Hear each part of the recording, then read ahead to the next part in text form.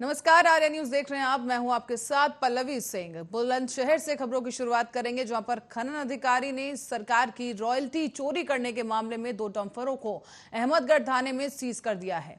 हालांकि इस दौरान गाड़ियों के सीज होने के बाद डंपर चालकों में हड़कंप मच गया और इस बीच डंपर चालक खनन अधिकारी की खुशामद करते रहे, लेकिन फिर भी खनन अधिकारियों ने वाहनों को छोड़ा नहीं है।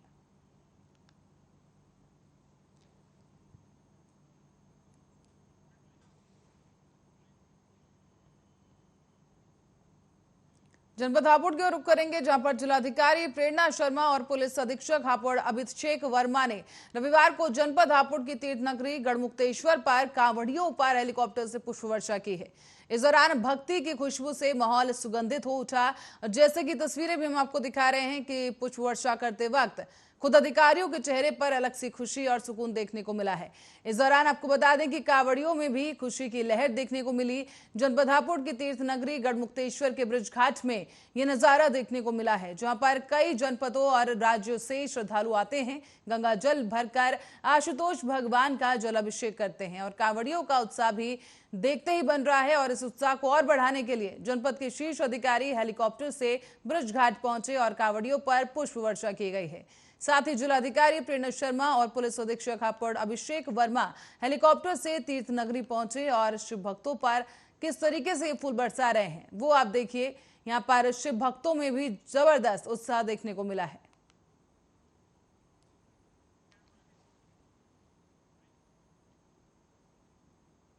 और उत्तर प्रदेश के बुलंदशहर के मुख्य मंदिर और अनूप शहर गंगा घाटों पर आला अधिकारियों ने कांवड़ियों पर आज हेलीकॉप्टर से पुष्प वर्षा की है। जिला सूचना अधिकारी चांद मियां ने बताया है कि आज सुबह से ही जिलाधिकारी सीपी सिंह और वरिष्ठ पुलिस अधीक्षक श्लोक कुमार जो हैं वो हेलीकॉप्टर से वहां पहुंचे। 30 मिनट में करीब 105 किलोमीटर की दूरी तय की गई और साथ ही अनूप शहर गंगा घाट और आहर अवंतिका देवी और महादेव मंदिर पर मौजूद तमाम कांवड़ यात्रियों पर हेलीकॉप्टर के जरिए फूलों की बौछार की गई है। उन पर किस तरीके से पुष्प वर्षा की गई वो भी आप देख सकते हैं कि यहाँ पर तांता लगा हुआ है और खड़े होने की जगह नहीं है, लेकिन फिर भी जो श्रद्धालु हैं, जो शिव भक्त हैं, कांवड़ यात्री हैं, यहाँ पर मौजूद हैं और उनका उत्साहवर्धन करने के लिए सरकार की तरफ से नई मुहिम शुरू की गई, जिसमें सरकार के जो तमाम आला अधिकारी हैं वो किस तरीके से कांवड़ यात्रियों का स्वागत कर रहे हैं वो आप देखिए कि पुष्प वर्षा ये कांवड़ यात्रियों पर की जा रही है। काफी भव्य तरीके से इस बार ये आयोजन किया गया है, जहां ड्रोन से कांवड़ यात्रा पर नजर बनाए हुए हैं अधिकारी और साथ ही साथ कांवड़ियों को और खुशी देने के लिए, उनका स्वागत करने के लिए जगह जगह पर उत्तर प्रदेश में ये पहल की गई, जहां पर तमाम जो आला अधिकारी हैं जिले के वो इन तमाम कांवड़ यात्रियों पर पुष्प वर्षा कर रहे हैं।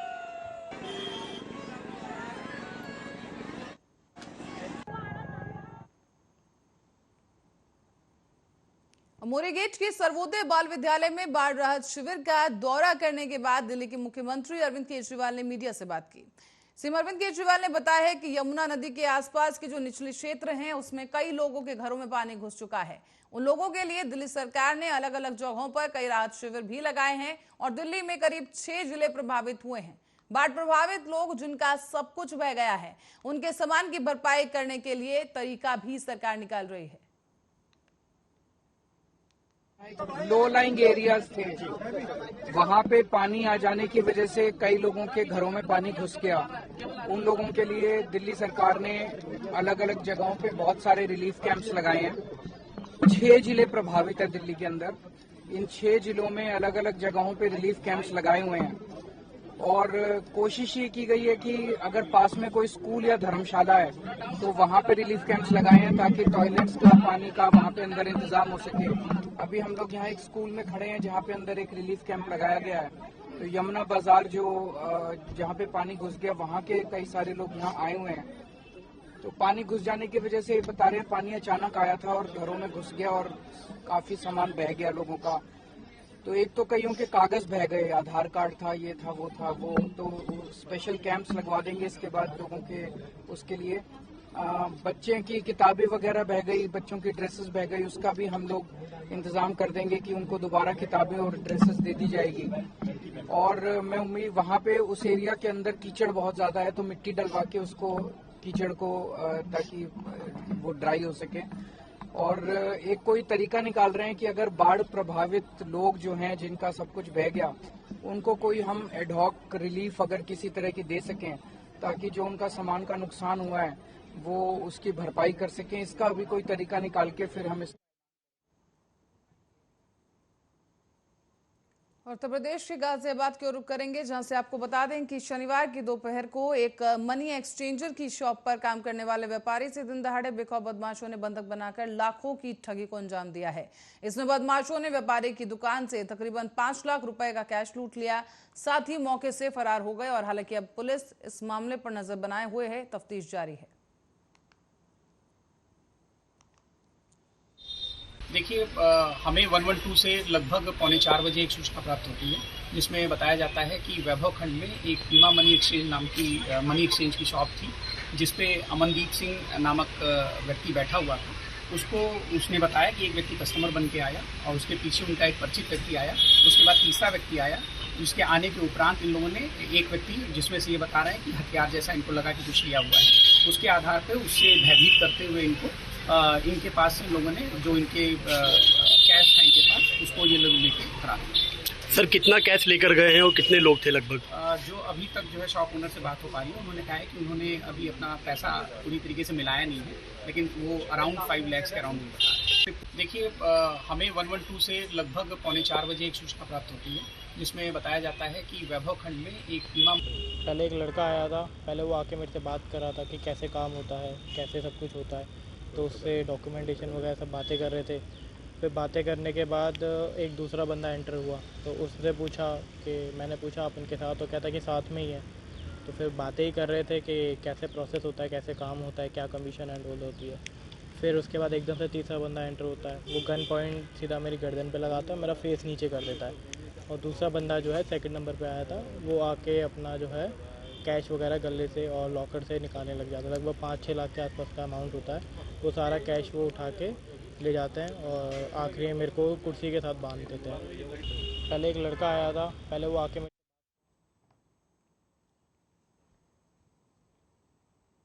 और प्रदेश में लगातार बढ़ रहे आदिवासी अत्याचार के विरोध में मध्य प्रदेश में कांग्रेस कमेटी के द्वारा आदिवासी स्वाभिमान यात्रा निकाली जा रही है। इसका संयुक्त नेतृत्व मध्य प्रदेश युवा कांग्रेस के अध्यक्ष डॉक्टर विक्रांत भूरिया और मध्य प्रदेश आदिवासी कांग्रेस के प्रदेश अध्यक्ष रामू टेकाम करेंगे। इस दौरान उन्होंने कहा है कि प्रदेश में निरंतर हर दिन कानून व्यवस्था बदहाल हो रही है, इसीलिए कहा जा रहा है कि कई दिनों तक कोई भी यहाँ पर आदिवासियों के बारे में नहीं सोच रहा है। और साथ ही जिस तरीके से दिन प्रतिदिन प्रदेश के किसी कोने से इस तरह की हिंसक खबरें आ रही हैं, उसको लेकर यह अहम हो जाता है। और उसका पालन नहीं हो रहा है और वनों पर आदिवासियों का अधिकार नहीं है, ये सबसे ज्यादा चीता जागता सबूत है जब वो वन में जाते हैं और वहां पर जो वन का महकमा है उन पर गोलियां चला देता है और उसमें हमारे भाई की मौत हो जाती है। महू में एक आदिवासी बालिका के साथ बलात्कार करा जाता है और इसका विरोध करने के लिए जब आदिवासी युवा थाने का घेराव करते हैं तो उन पर भी गोली चला दी जाती है, उसमें भी आदिवासी युवक की मौत हो जाती है। सिडनी में 2 आदिवासियों को सिर्फ शक के बिना पर बजरंग दल के लोग पीट कर मार डालते और जो एसपी कार्रवाई। मध्य प्रदेश में भारतीय जनता पार्टी के सांसद कविता पाटीदार ने कांग्रेस पर जोरदार हमला बोला है। उनका कहना है कि प्रियंका गांधी ग्वालियर की जगह पहले राजस्थान जाएं। दरअसल बीजेपी सांसद कविता पाटीदार महिला मोर्चा के पदाधिकारियों की बैठक में शामिल होने भोपाल पहुंची थी। इस दौरान उन्होंने कांग्रेस पर जमकर निशाना साधा है।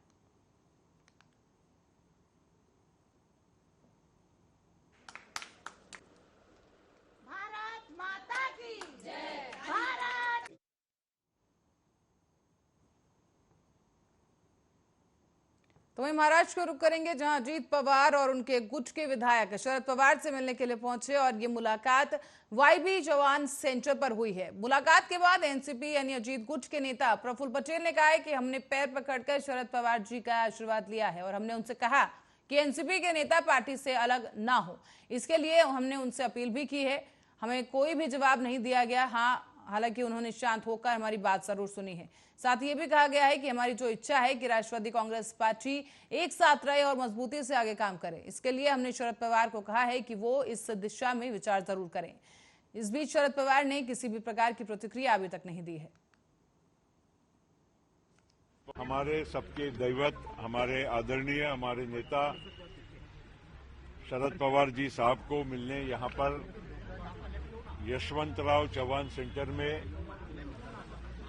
माननीय अजीत दादा पवार, माननीय छगन भुजबल जी, माननीय दिलीप वलसे पाटिल, माननीय हसन मुशर्रफ जी, माननीय धनंजय मुंडे, माननीय सुनील तटकरे जी और सभी हमारे बाकी के भी मंत्री और हमारे उपाध्यक्ष गिरवड़ साहब सभी आज यहाँ पर आदरणीय शरद पवार साहब मौजूद हैं, ऐसा हमको मालूमात मिली।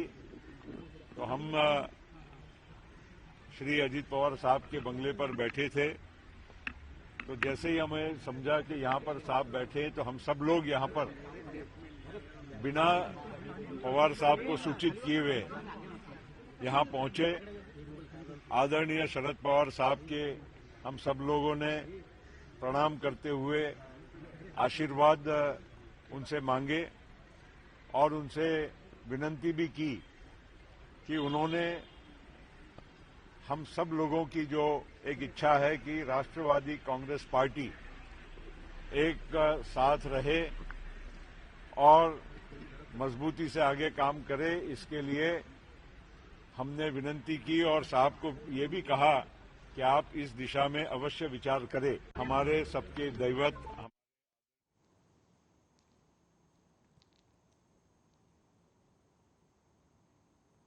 केंद्रीय मंत्री हरदीप पुरी ने नई दिल्ली में भाजपा मुख्यालय में एक संवाददाता सम्मेलन को संबोधित किया है, जहां मंत्री हरदीप पुरी ने कहा कि पीएम मोदी के फ्रांस दौरे पर उन्होंने खुशी जताई और कहा गया है कि फ्रांस में बैस्टिल डे पर पीएम मोदी को सम्मानित किया गया। वो एक सम्मानित अतिथि रहे और पहले भारतीय प्रधानमंत्री रहे जिन्हें grand cross of the legion of honour से सम्मानित किया गया था।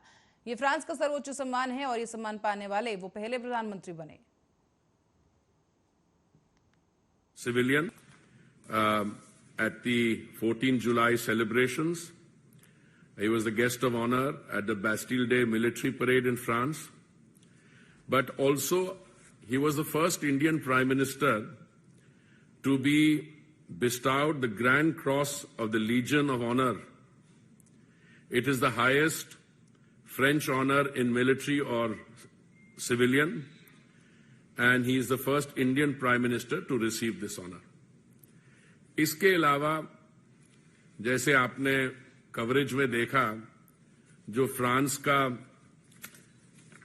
बहुत वर्ल्ड फेमस हिस्टोरिकल म्यूजियम है Louvre, that was specially opened up on a particular day when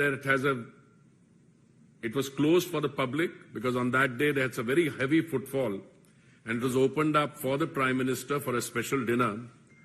And I tried to do some research और मुझे पता लगा कि ये ऑनर जो है फ्रांस की तरफ से, it has been extended once earlier to Queen Elizabeth when she visited France in 1957.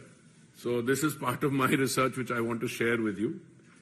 इसके अलावा the Grand Cross of the Legion of Honor, which the Prime Minister was bestowed, this has earlier been bestowed on the former President of South Africa, Nelson Mandela, King Charles, when he was then Prince of Wales, the former Chancellor of Germany, Angela Merkel, a former UN Secretary General. और इसी कड़ी में प्रधानमंत्री नरेंद्र मोदी, जो कि हाल ही में France के 2 दिवसीय दौरे पर रहे, इस दौरान उनके आधिकारिक प्रतिनिधिमंडल में कई बड़े उद्यमी भी मौजूद रहे। साथ ही आपको बता दें कि प्रधानमंत्री नरेंद्र मोदी की फ्रांस यात्रा के दौरान रक्षा क्षेत्र में आगे सहयोग बढ़ाने के लिए समझौते किए गए हैं। दोनों ही देशों ने स्कॉर्पियन पनडुब्बी निर्माण कार्यक्रम पर हस्ताक्षर किए हैं और इस बीच भारत के विदेश मंत्री एस जयशंकर ने भी फ्रांस में पीएम नरेंद्र मोदी को मिले सम्मान और इन तमाम समझौतों पर अपनी खुशी जताई है। I feel, it's been an enormous good fortune of the country to have somebody like this at this time. And I'm not saying this because, he's the Prime Minister of the day and I'm a member of his cabinet. I'm saying it because if you look at even the points I shared with you, that you have a huge, once-in-a-century health challenge. It's only somebody who's so grounded, who's immediately saying, okay, there's a health challenge, but what will you do for the person going back home? How will you feed that person? What will you do for the person, how will you put money into, and whose bank account should you put the money? Now, the idea that we should actually focus a lot on the women, that the women will manage that money better.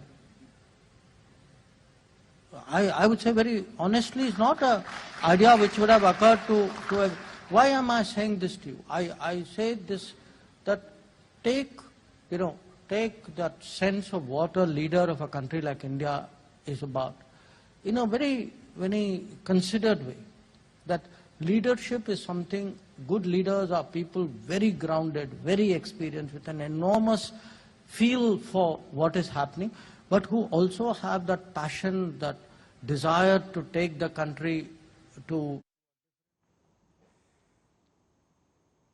Mumbai police की अपराध शाखा ने Shiv Sena UBT सांसद संजय राउत को notice जारी कर दिया है। इसके साथ ही उनसे महाराष्ट्र के मुख्यमंत्री कार्यालय के इस संबंध में अपने आरोपों से संबोधित सबूत पेश करने के लिए भी कहा गया। अपराध शाखा ने एक अधिकारी ने बताया है कि हमने संजय राउत को नोटिस जारी किया है और उनसे मुख्यमंत्री कार्यालय के संबंध में जो भी तमाम आरोप लगाए गए हैं उनके मामले में सबूत जमा करने के लिए कहा गया। जैसे ही संजय राउत वो सबूत सौंपेंगे, हम मामले की जांच करेंगे।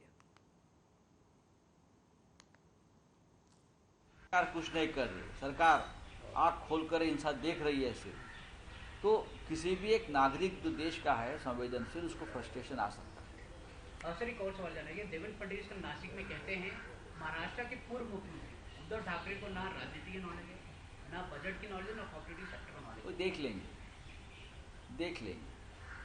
तो आप बताइए किसको नॉलेज? आपको नॉलेज है। जिस तरह से आपने खोखे वाली सरकार बनाई है, ये नॉलेज हमको नहीं, ये सच है। भ्रष्टाचार करना और भ्रष्टाचारियों को समर्थन देना, ईडी और सीबीआई का दुरुपयोग करके सरकारें बनाना, सरकारें गिराना, इसका नॉलेज तो हमें नहीं है।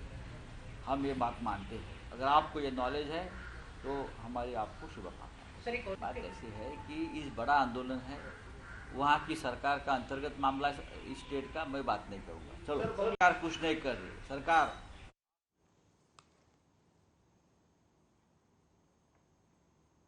और फिरोजाबाद से खबर है, जहां पर प्राचीन खेरेवाली माता के मंदिर में बदमाशों ने चोरी की वारदात को अंजाम दिया है और फरार हो गए।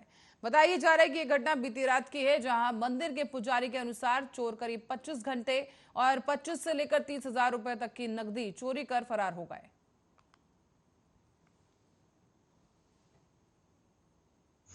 आज यहाँ पर श्री खेरेवाली माता का मंदिर है, जो कि चारबाग चौराहे के पास है। थाना लाइन पास क्षेत्र का काफ़ी प्रसिद्ध मंदिर है। यहाँ के क्षेत्रीय लोगों का सबसे ज़्यादा मान्यता इसी को मानते हैं। कल रात को शुक्रवार की शाम को मंदिर बंद होने के बाद में रात्रि काल में अज्ञात चोरों द्वारा मंदिर के अंदर चोरी की गई है, जिसमें 20 से 25 घंटे, जिनका एक घंटे का वजन 10 से 15 किलो और 5 किलो के तकरीबन है। रात में मंदिर की दान पत्री का ताला तोड़ के और नीचे जो एक मंदिर की कोठरिया बनी हुई है जिसमें मंदिर का सामान रहता है, उसका भी ताला तोड़ा गया, लेकिन उसका ताला नहीं तोड़ पाए चोर। तो मंदिर की दान पात्रा में रखा हुआ सारा कैश और करीब 25 घंटे अज्ञात चोर कल रात को चुरा कर ले गए। जितने भी आगे आने वाले सुबह श्रद्धालु हैं जो मंदिर पर सुबह आए, तो उन लोगों में काफ़ी रोष है। इसकी सूचना संबंधित थाना अध्यक्ष को दे दी गई है। यहाँ पे चारबाग प्राचीन मंदिर है, माँ खेरेवाली माता का मंदिर है। यहाँ पे आज चोरी हो गई है और यहाँ की जो घटना है, इसकी पूर्व में हमने थाना को अवगत कराया था कि यहाँ के मंदिर के आसपास में कुछ शरारती तत्व लोग रहते हैं, स्मैगी लोग रहते हैं, उनकी वजह से यहाँ पर चोरी घटना हो सकती है। लेकिन प्रशासन ने 2 दिन कार्रवाई की, उसके बाद शांति से फिर बैठ गए।